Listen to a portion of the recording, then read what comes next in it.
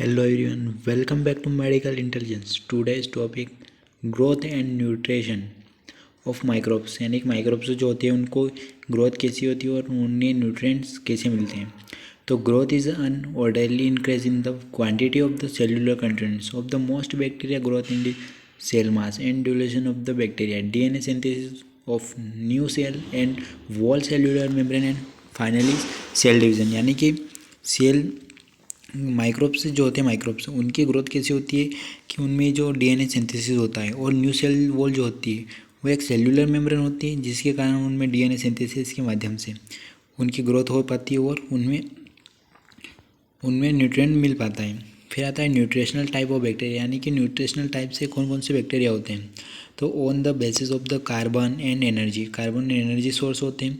For growth bacteria होती है and broadly divided into two groups यानी टू ग्रुप्स में डिवाइड होते हैं।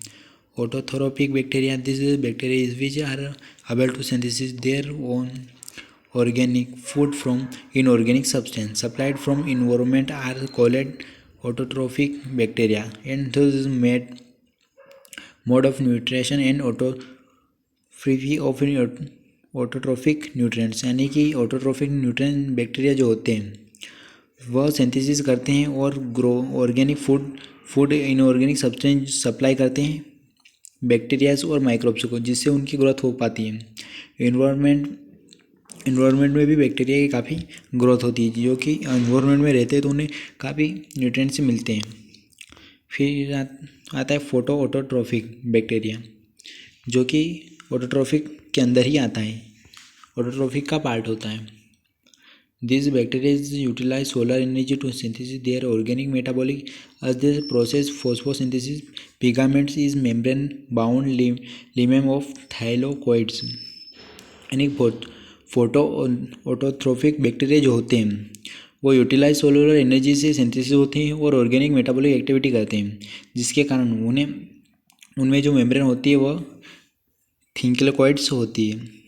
फिर आता है हमारा second B, chemotrophs of Chromatrophes is a bacteria. These are non-photos which are manufacture organic components from inorganic raw material and utilize energy liberated from the oxidation of these inorganic substance। यानी कि ये जो होते हैं ये organic जो होते हैं ये मैन्युफैक्चर करते हैं ऑर्गेनिक कंपोनेंट्स, यानी जो माइक्रो ऑर्गेनिज्म होते हैं उनको मैन्युफैक्चरिंग का कार्य करते हैं, जो कि एनर्जी प्रोवाइड करते हैं ऑक्सीडेशन की सब्सटेंस भी प्रोवाइड करते हैं।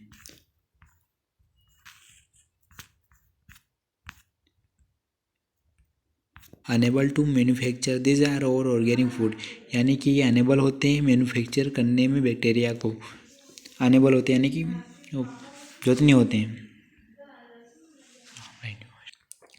Source are called heterotrophs and modes of nutrients and hypotropics of heterotrophics nutrients यानी कि हेट्रोफिक्स जो न्यूट्रिएंट होते हैं वो भी प्रोवाइड करते हैं माइक्रोब्स को।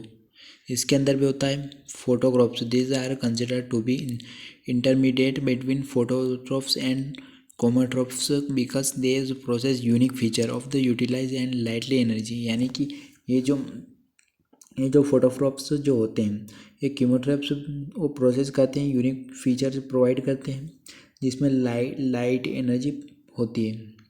In synthesis their food organic materials absorb from environment यानी कि सिंथेसिस करते हैं और फूड जो होते हैं उनको सिंथेसिस करते हैं, उनसे ऑर्गेनिक कंटेंट जो होते हैं उनको ऑब्जर्व कर लेते हैं।